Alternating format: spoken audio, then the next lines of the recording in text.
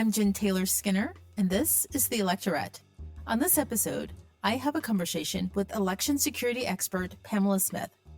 Pamela is the president and CEO of Verified Voting, an organization that works to strengthen democracy by promoting the responsible use of technology in elections. And she's here to answer all of your election security questions. We get into the weeds a bit about election technology, about the equipment, about processes and laws, voter purges, and the necessity of hand counting ballots. Pam even indulges me by taking a trip down memory lane to Florida's 2000 presidential election between George W. Bush and Al Gore. You know, the year of the infamous hanging Chad. But the overriding message here is that our elections are secure. They're very secure, in fact. So please enjoy my conversation with Pamela Smith. Pam Smith, thank you so much for joining me. Thank you. Can I start off by just saying I appreciate what you do? I've been listening to earlier episodes of your podcast, and I'm adding to my list of books that I have to read and folks to listen to. And also, I love the Electorette name. So thank you for having me. I'm honored to be here. Oh, thank you. And I am thankful and grateful for what you do because it's really important, especially now, right? This is that time. That's right. I feel like, so the election's here. Like it's not, it's not in the future. It's right here. And maybe it's just me, but I feel like I've been put into a time warp machine, right? Yeah. I mean, it was just, when was it? It was the end of July when Biden stepped down. And since then, it just feels like everything just is just sped up super speed, right? Yes. Yeah. And so I have these two overriding emotions. One of them is kind of, confidence and joy about what could be. And the other one is this undercurrent of anxiety. And that anxiety comes from a variety of sources, and some are really obvious and some may not be obvious. But I think one of the things, and maybe other people can relate to this, is around, election security, since you're an election security expert. But I feel like election security is kind of a black box. It's really an opaque process. For me, I live in Washington State, and I drop my ballot in a ballot drop box, and I just hope everything's going to come out okay. And I know that it's fine. I know generally we have secure elections. I want to ask you about whether or how confident you are in the security of our elections. And just to clarify, I don't mean voter fraud because that isn't happening, but I mean just generally the security of our elections aside from the disinformation and voter fraud.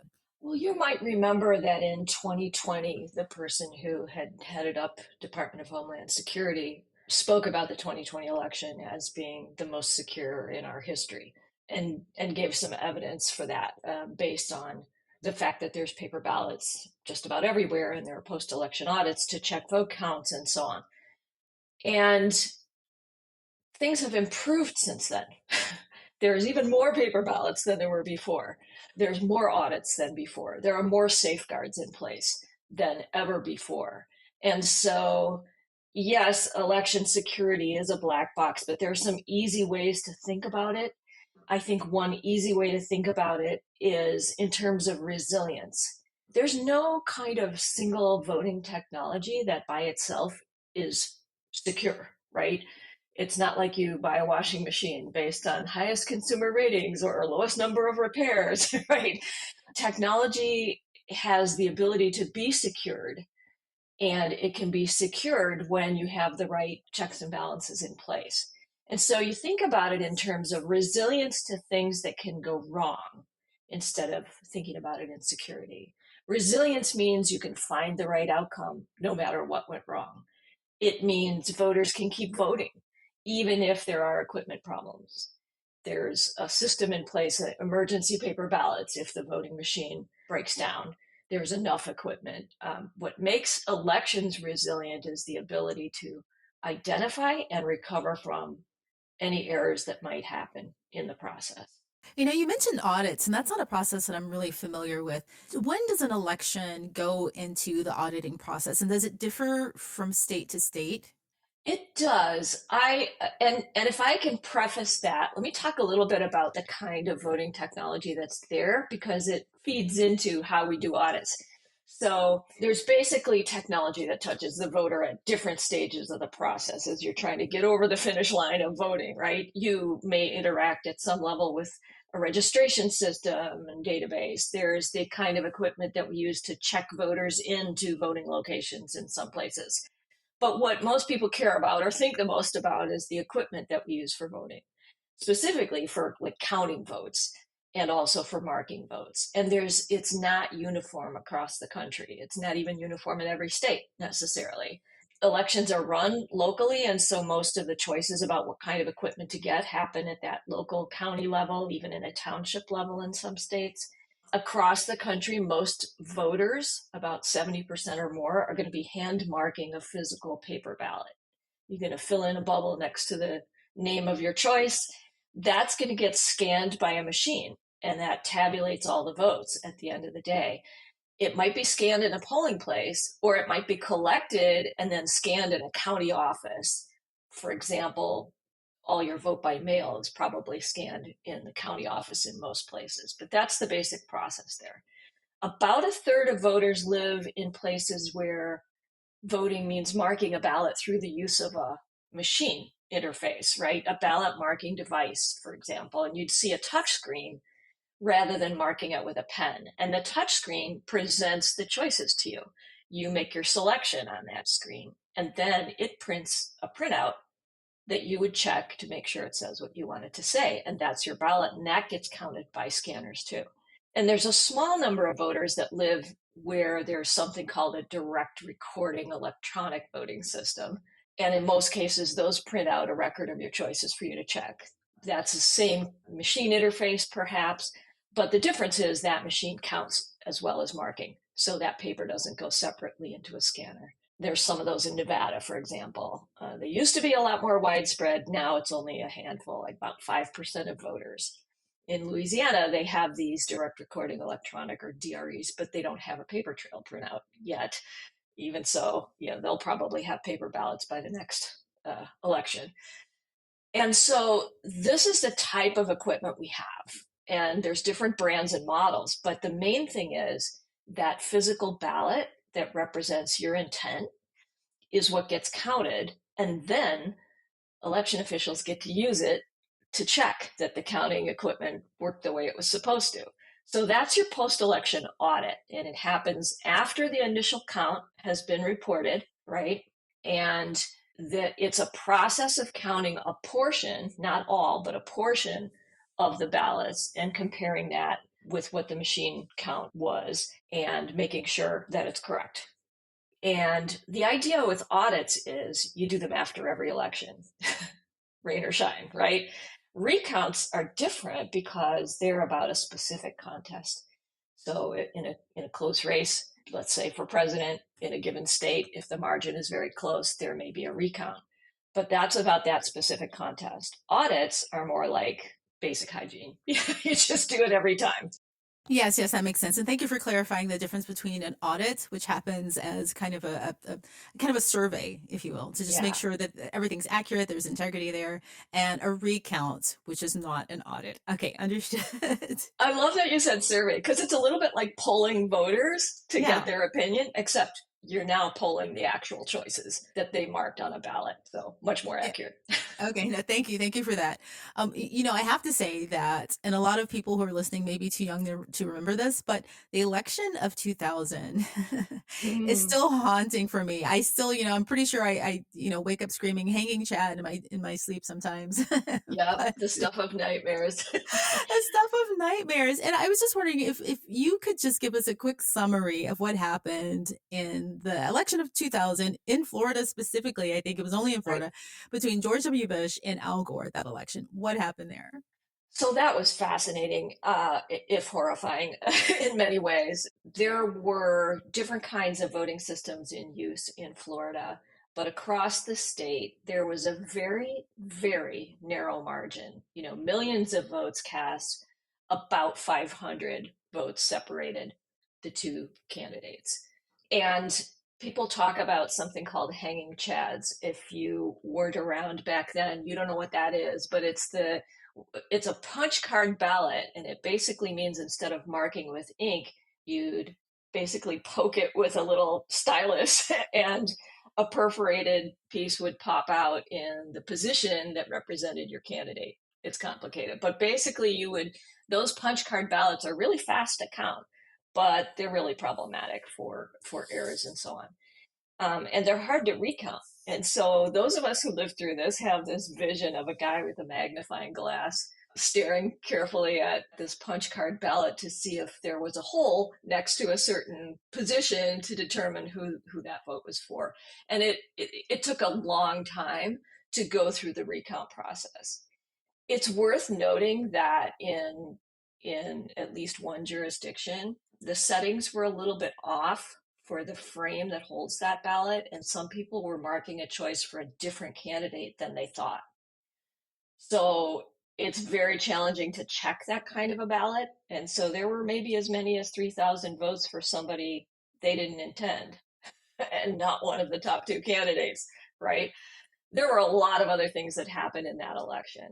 What came after that election, I think, is really of a great deal of interest because it's affecting us all now. And that is that rules were put in place that would protect voters who had been purged from a voter list. Sometimes every jurisdiction has to maintain voter lists and keep them up to date. People move out, people move in to the jurisdiction, people pass away, people come of age to be able to vote. They have to keep track of all of these things, and they do that in an ongoing way. But when you're removing names from a voter list, if you're over ambitious in removing names and too many people get stripped from the list who should have still been on it, and that happened in Florida, then they're sort of stuck unless there is a safeguard in place. And we now have that safeguard required in every state, which is a provisional ballot. If you go to the polling place and they say, well, you're not on the list, you don't get to vote, they have to give you a provisional ballot so that you can then have the opportunity to check and make sure that you were, in fact, supposed to still be on the voter list. And that was a safeguard that was put in place. Another change was that funding was put in place to upgrade voting equipment like punch cards. So nobody uses them anymore in the entire country. Nobody uses lever machines anymore either, another old technology, which voters from New York will remember. Funding was put in place to get updated equipment. And accessible voting equipment is now required by that same law to have accessible equipment at every polling place, meaning if a voter with disabilities comes in to vote, they have a device that they can use to assist them with assistive technology to mark the ballot. And that didn't used to be a requirement everywhere and didn't exist everywhere. So voters with disabilities had to rely on someone assisting them, perhaps a poll worker, who maybe they weren't sure that was the safest thing to do, certainly not the most private thing to do. So lots of things came out of that election in the Help America Vote Act of 2002. So we're seeing a lot of changes that happened because of that. But yeah, that was a tough time. Yeah, 2002. And I think the last state that used kind of these punch cards type processes, I think that was in 2014, right? Or do you know the Yeah, date? probably Idaho, maybe the last one to use them. And even before that funding was put in place, some states like Georgia got rid of all their punch cards and bought direct recording electronic voting machines statewide. That wasn't necessarily a great thing in that moment because it was a little bit out of the frying pan into the fire. Their direct recording electronic voting machines that they used for decades didn't have any paper trail. So there was no way to do a recount based on what voters had had a chance to check, Yeah. right? There was only the electronic data. So if there was a need for a recount, they'd just run the totals again. It's not really helpful. But now those are gone too. You talked about the outcome from that election and the fact that we no longer have these kind of punch card systems and other things and the Voter Protection Act. But, I'm thinking about other outcomes, right? Political outcomes, because there's a huge Yeah. difference between a George W. Bush presidency and an Al Gore presidency. And, there were lots of irregularities in that election. And Yeah. I think, if you can correct me if I'm wrong, specifically a lot of them took place in Florida. Aside from the hanging chads, there were demographics that were overcounted. On some ballots, there were more than one presidential candidate was chosen. I think I was reading all of this through in Wikipedia the other day. Hmm. Um, and I guess I can't really explain why there were so many irregularities in a single state in a single election, right? And I don't want to go down the conspiracy rabbit hole, but I don't remember there being irregularities like that in other states. And I think the scariest thing to me is, again, things like that, like Chads are open to interpretation. And so if there are nefarious actors involved, we don't really know how things can turn out. Well, yeah, let me respond to that because I think that's really an important note. That here's the thing: the bright spotlight was on Florida in that particular year. And we used to work with a guy who was from Florida, and we used to joke about making sure Florida wasn't the next Florida, right? It became like, Yeah. a badge that you'd Yeah. wear and maybe not want to. The following election, it was Ohio where the attention was focused. But something happened in 2004 that most people don't know about, and it was in North Carolina. And there was a voting machine in Carteret County in North Carolina that did not have a paper trail, and they were using it for early voting. And at a certain point, it was getting heavy use, right? And at a certain point, it ran out of memory and it just stopped capturing votes. But people didn't know that, so they were still voting on it. And there was as many as 4,000 or more lost votes on that one machine. And they had a statewide contest that was not the presidential, but it was a statewide office, and it was decided by fewer than 2,000 votes. So you've got 4,000 missing votes and 2,000 vote margin. Then what do you do, right? How do you decide? Do you do a do over? Do you do it just in that county? Like, what do you do? And it was debated for months, how they would resolve that. And finally, one of the candidates basically stepped back. And it's not a great way to decide elections. But because it wasn't the presidential and because it wasn't the decisive state in terms of the electoral college or anything like that, it didn't have that same kind of laser focus that you had with a Florida or even with an Ohio in 2004. And the state did pass a law requiring voting system vendors to pay for a certain cost if anything went wrong with their system. All of them had to have a paper trail or a paper ballot, and they put in place post-election audits. And that happened within the year, right? They didn't want to be the next North Carolina themselves. Nobody wants it when something goes wrong. Election officials work really hard to try and, generally speaking, to get it all right. And the problem is you kind of only notice when something goes sideways. But election in and election out, they're working really hard to meet all the requirements. And so, yeah, if something does go particularly sideways, you want to have a resilient system. You want to have a way to know that it was right no matter what happened. And having that physical ballot that voters get to check is a key element of what makes a system resilient. Yeah, I'm feeling better already. That's why I say Thank it's gotten so much better in the last 2 decades. I mean, I can't even, it's so much better. And we yeah. worked hard at that, organizations like ours and others that worked on this really pushed for having that paper ballot and having post-election audits. And it's made a big difference. Yeah.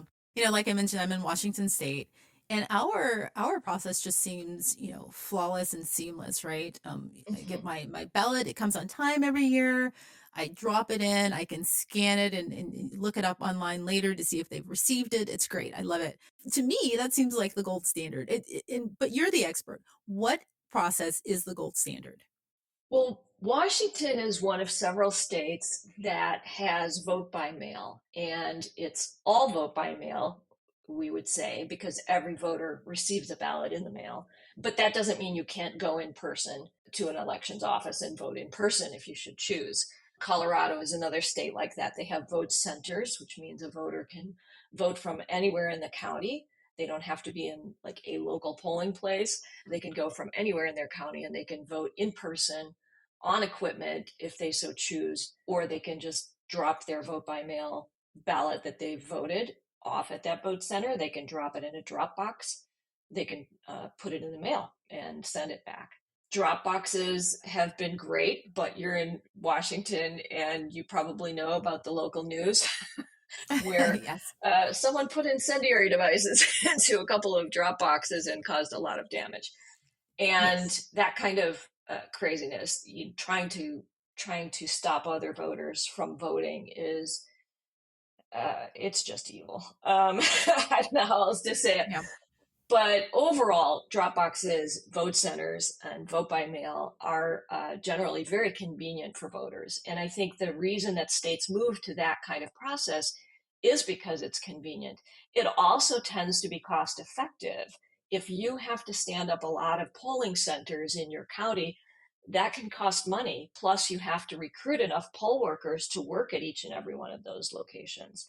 And that is very hard to do. It's a big challenge for every jurisdiction pretty much every time out, trying to get enough poll workers. So there are a variety of reasons why jurisdictions move to that kind of methodology. I think what matters most is that there is enough opportunity for voters to vote. If you know you have to travel, you're not going to be at home on election day, you can't get to a local polling place on a single day in November, right? You need early voting, you need other opportunities, you need maybe a vote by mail ballot. Having that flexibility makes a big difference in more voters being able to participate. And there's another reason to have that safety valve of either vote by mail or early voting or both. And that is that by the time election day rolls around, many voters have already voted. I just saw a headline that said as many as half of Georgia's voters have already voted. Wow. So when we get to next Tuesday, it means there's not going to be such long lines, hopefully, in polling places, right? And voters won't be disenfranchised by having to, I got to go home. I got to pick up the kids. I got to get back to work, whatever it is. I can't stand in line this whole time. That is minimized by having these other options. So, really, what serves your voters best is what's most important. Los Angeles County is a big, very diverse county, and it's huge. I mean, there's 5 million plus voters there. It dwarfs most other voting jurisdictions. And Los Angeles voters do receive a vote by mail ballot, but they're less likely than voters in other jurisdictions to choose vote by mail. And so they do have vote centers and voting equipment, ballot marking devices that people can use. So they provide a lot of variety. And they even have some mobile centers. Basically, it's a voting center in a truck that they can bring and set up at a location to help if there's overload in any particular location so that voters won't have to wait too long. It's amazing. It's a big production. But most jurisdictions are much smaller than that, 20, 50,000, maybe even only 1,000 voters. So it's really about what works best for your locality. Okay, so maybe it's a gold standard for me. Right. But And I you're mean, if lucky, and you, it's great. yeah. Okay, I'll say it another way. If you could wave a magic wand and you could have, apply any state's process or any county's process nationally, which would you choose? What I think is most important is what gives the most resilience. So we talked about lines, having a physical ballot that voters can mark by hand, even if a scanner breaks down. Those ballots can be scanned later in the county office or when the scanner is fixed, but voters can keep marking their ballots. And that means the line doesn't, get long and people can keep voting and go about their day. Anything that provides that kind of resilience is what matters. A jurisdiction should have a good audit. They should have 20 plus states allow same day registration so that if anything went wrong with your voter registration, you can actually re register same day and vote that same day. Those kinds of resilience features are what matters because really, this is all about the voters. It's all about the voters. Election protection, the coalition of organizations that do election protection at the 866 Our Vote hotline, all they do is to make sure that voters can keep voting, right? If something went wrong in a polling place, they work with the county to get the polling place held open later so that everybody who's in line has a chance to vote. They provide information to voters so that voters can do what they need to do to get the job done.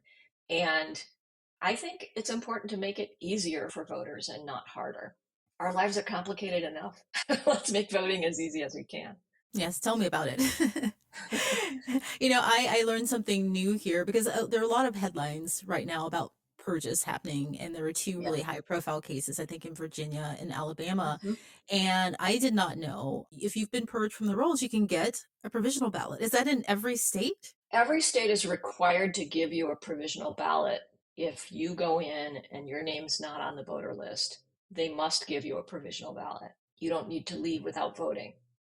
And what they do with a provisional ballot is you vote on a regular ballot, but it goes into basically a special envelope. And what happens is they go back and check, is this a legitimate voter or not, right? If some random person just walked into a polling place in any given state and said, hey, I want to vote, they don't just let you vote, right? And that's a safeguard too. But they have to give you a provisional ballot. And so then after election night, what they do is they check all of those. They make sure it was this person removed by accident, were they not registered, whatever. They go through a process and determine if that's a legitimate ballot. And if it is, then it gets counted. And if there's still some issue, they may contact you so that you can resolve a problem, right? If there's some dispute about your address or something like that, you can bring in proof of address. That's called curing. Same thing happens if you sent in a vote by mail ballot, but you didn't sign it.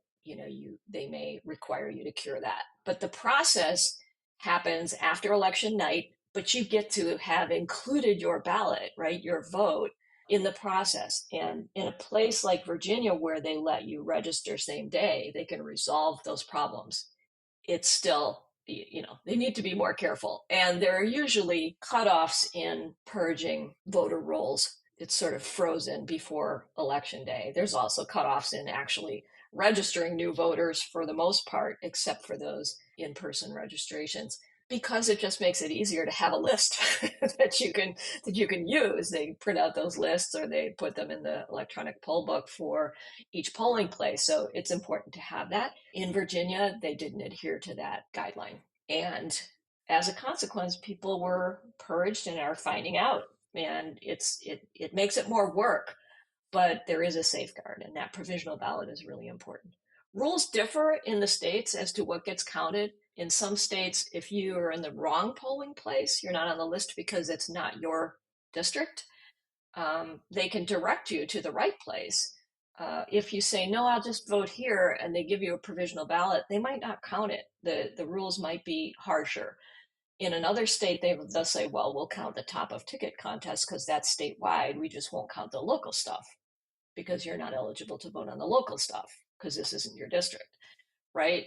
That varies, but the basic safeguard of having a provisional ballot applies everywhere. Right. So it's a safeguard, but it's not a foolproof safeguard, it sounds like. Yeah, it's not foolproof.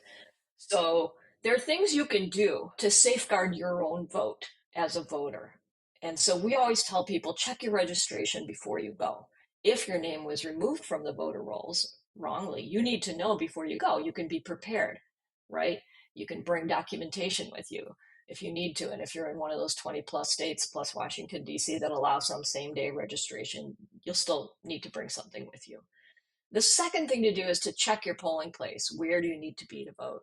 If you're in a vote center area, that's great. You can vote anywhere in your county. But if you're in a place where it's local to your particular address, check that first so you're in the right district. The third thing is track your ballot. If you already did vote by mail, but you didn't do ballot tracking, which is something you can sign up for, and it sort of tells you where your ballot is in the process, you may still be able to do that. You sign up at your state or county website to do that. And that helps you make sure it makes it to its destination and is included in the count and didn't burn up in a ballot drop box where someone threw flames in there. And finally, you want to check your actual ballot when you're voting. Make sure that it says what you mean for it to say, whether you used a machine interface to mark it or you marked it by hand. Make sure that you put the marks in the right places and the right names show up. With touch screens, sometimes they can be out of calibration, it's called. Like you touch it in one place and something shows up in a different place on the screen. Yeah. That's a calibration error. It happens with all kinds of touch screens, not just voting machine touch screens, and it can be resolved. But the main thing is that piece of paper that prints out, that's your ballot. That's your ballot. That's what's going to be used in a recount. That's what is going to be used in an audit to make sure the count was right. So it's the piece of paper. You want to make sure it says what you want it to say. And finally, keep that election protection hotline number ready. 866-OUR-VOTE, and you could call it or you can text it for help. And there are also Spanish language. Ve Vota, 1-888 839-8682. There's an Asian language, Asian Pacific Islander. It's 888 API vote. There's also in Arabic languages 844 Yala US. So you can text to those numbers too. And the election protection website, which is 866 Our Vote, has information about voting in your state and what resources you might need. And rides to the polls and polling place lookup and rules for student voting if you're a college student from out of state, really everything you need to understand how voting works where you are. I will put all of that information in the show notes. And I think I'll title this episode 866 Our Vote. Right? Yeah. Yeah, is there any reason, in your opinion, is there any valid reason to purge voters from the rolls? I mean, maybe you don't have an answer for that, but is there? I can't think of one. Well, I think the word purge is pretty loaded because I mean, ongoing list maintenance is essential, right? People move in and out of districts, people move in and out of state. Very few voters think to contact their election official from the old state they used to live in and say, hey, by the way, I'm not there anymore. And they find out through other means. They find out because mail sent to you was returned to them, for example. And there are some states that participate in sort of interstate cross-checking that lets them compare data about who moved here and who moved there, and that helps them keep the lists up to date. When you get really close to an election, though, and it's harder for people to do what they need to do to correct a problem if it was done wrong, if they were removed wrongly, then that's really problematic. And that's what you want to avoid.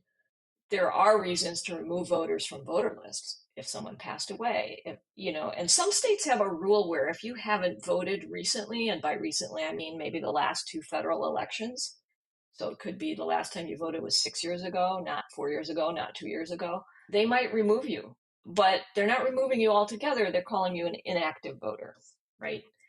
And to become active again, in some places, all you got to do is go vote.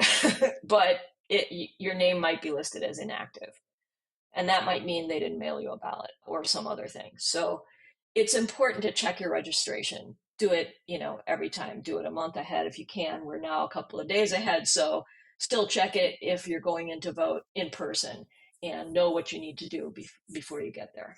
If we've mentioned this a couple of times, but just to give specifics, I think in Virginia, the rule is that you can't purge within 90 days, I think, of an election. So they were, beyond that. And if I remember correctly, it wasn't that. That's pretty universal. Yeah. And if I remember correctly, it wasn't that they were removing people because they thought they moved out of state or, something like that, or people were deceased. But I think that they were removing people that they suspected were not citizens. Right. And when they Right. checked them later, and there were thousands of people purged, and every single person was found to be legally registered. Right, exactly. And so it just causes problems. And I guess that's what I meant. Yes. Obviously, in that sense, there's no reason to purge people because they're not citizens, because that doesn't happen. Yeah. I think it's really, where's the burden of proof, right? Right. How can you prove that they're not before purging them rather than making them prove they are and get re-registered? The burden of proof should not be, if you've been on the voter rolls and you voted multiple elections and you weren't a citizen and they didn't catch it before now, the burden of proof should not be on the voter in that instance. And, there are some questionable rules about challenging voters too. Some people say, I'm challenging that ballot. That's not a legitimate voter. And then, someone has to go through a process of being able to check all that. That's one of the reasons why it's so important to adhere to that kind of 90-day. We're not going to strip out large quantities of voters at this point in time. If you just think logically about it, there is no incentive for people on a large scale to try to register to vote when they can't legally vote. I just can't imagine what someone would gain from that. I mean, I have a really unique personal situation because, I'm a citizen. I've voted, most of my life, if not all my life, in every election. Mm-hmm. And my husband only recently became a citizen. He's from New Zealand. He was here on an H-1B visa, then got a green card, and he only recently became a citizen. So this is his first presidential election. So Yeah. this year, we got two ballots, which has never happened before. So he's all excited. I'm excited. But I can tell you, in all the years I've known him, he has never tried to register before he was a citizen, right? And No. he never accidentally found himself Yeah. registered to Exactly. vote or on a voter roll. It just doesn't happen. Yeah. True confessions time. I've been married twice before, once to someone who is from Mexico and once to someone who's from Nicaragua. Okay. And in both cases, they became citizens and started voting after that, right? Maybe there was a green card, but they eventually, went through the citizenship process and then started voting. What you have to gain is a felony conviction and being, not being able to be here anymore. Like you're right. There's nothing to gain from that. It's much too risky. People in that circumstance are much more cautious. And, there was a case of someone who had been asked if she wanted to register, and she had served time and thought she was eligible at that point in time, but she wasn't yet eligible. But they registered her anyway, and then they charged her. Right, right. I remember that case. Yeah. Right? That's like wildly wrong. And again, it goes back to burden of proof. It's easy to see how maybe there was an erroneous registration, but that should have been the end of it. Oh, we registered you erroneously. Sorry for the inconvenience. You can't vote until X. But then charging that person as if that was their idea? No, nobody wants to take that risk.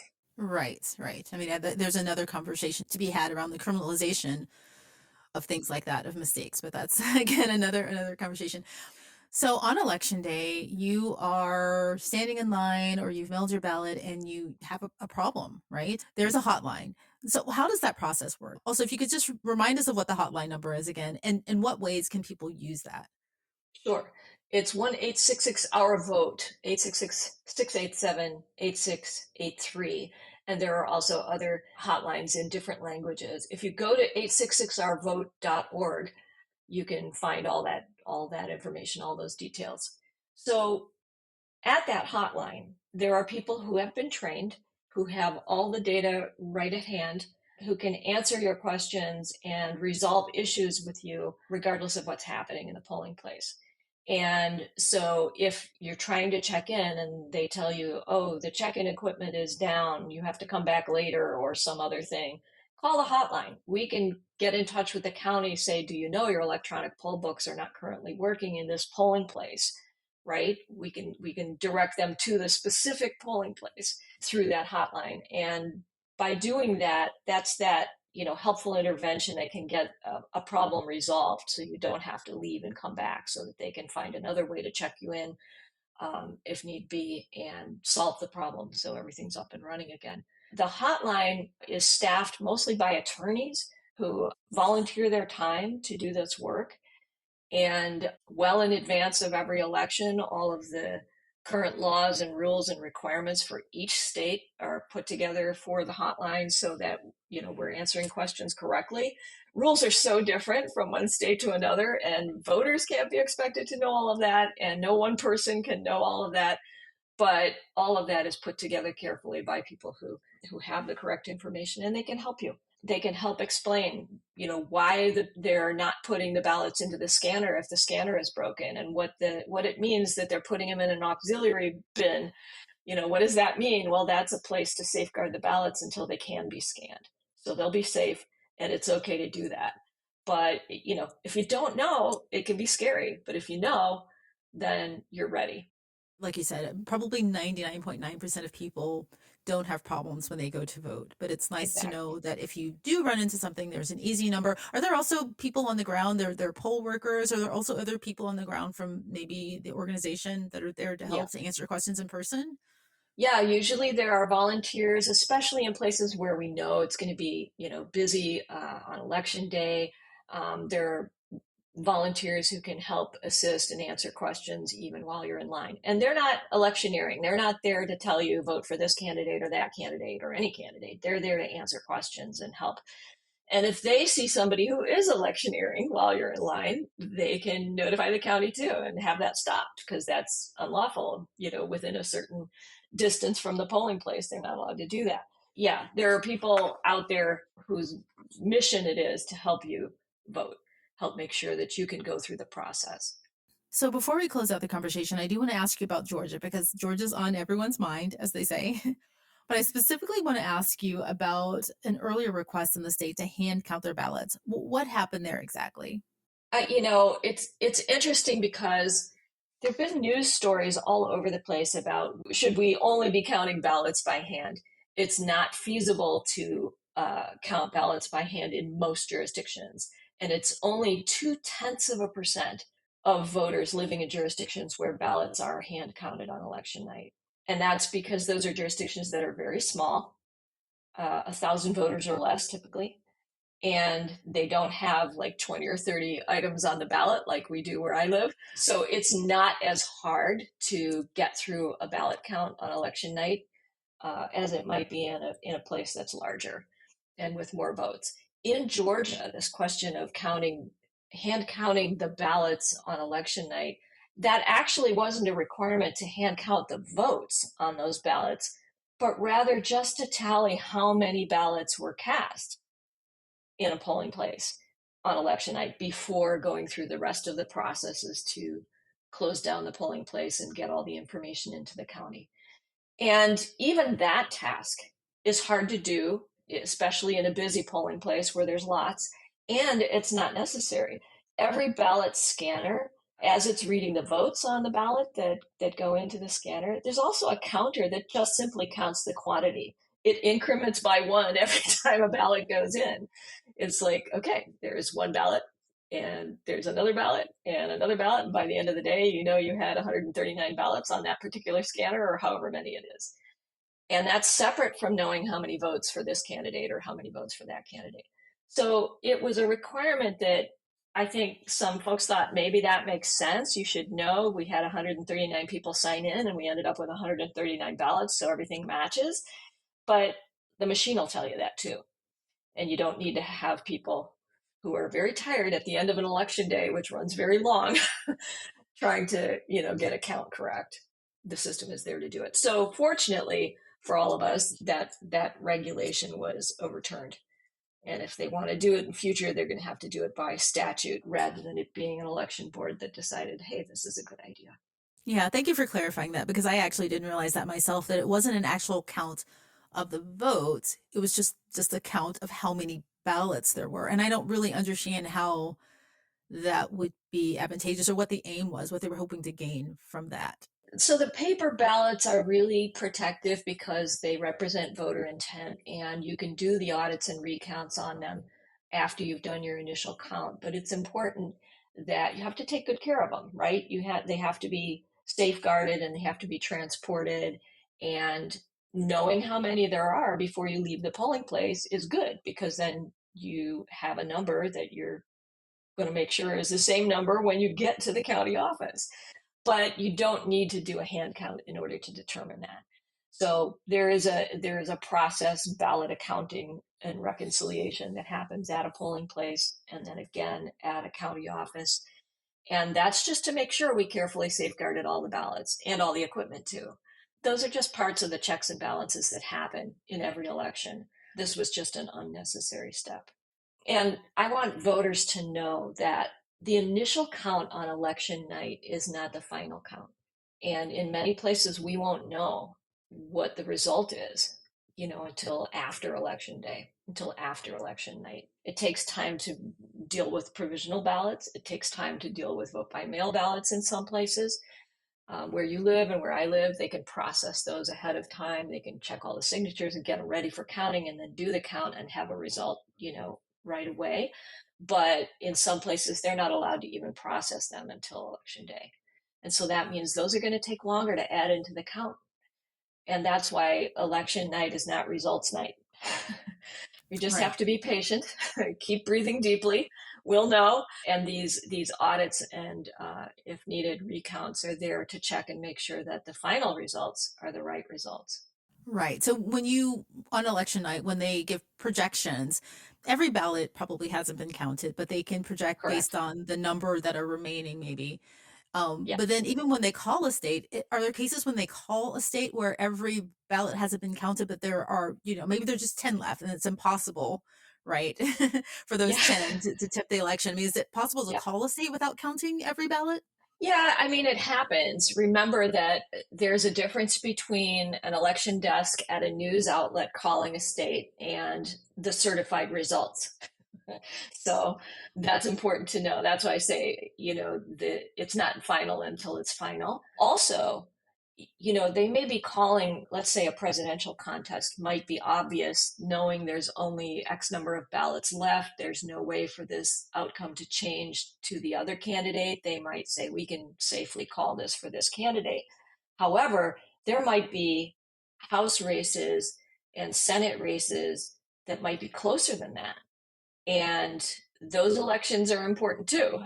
And so it can vary. Maybe the Senate race is less close than the presidential race in a given state. In some of the polls that we've been seeing, that might be true.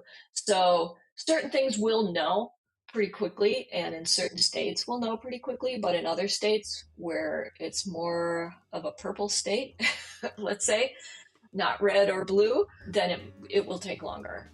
And the final results are certified by the state, by the county, and then by the state. And that's what goes to the electoral count. Wow, I feel so much better actually. And Pam Smith, thank you so much for joining me. Thank you for everything. I learned so much from our conversation today. I feel better. I feel less anxious, and I'm sure a lot of other people do too. I'm not really sure why I was feeling anxious. Like I said, there are other reasons to feel anxious aside from election security. But just thank you. You're helping a lot of people. It's my pleasure.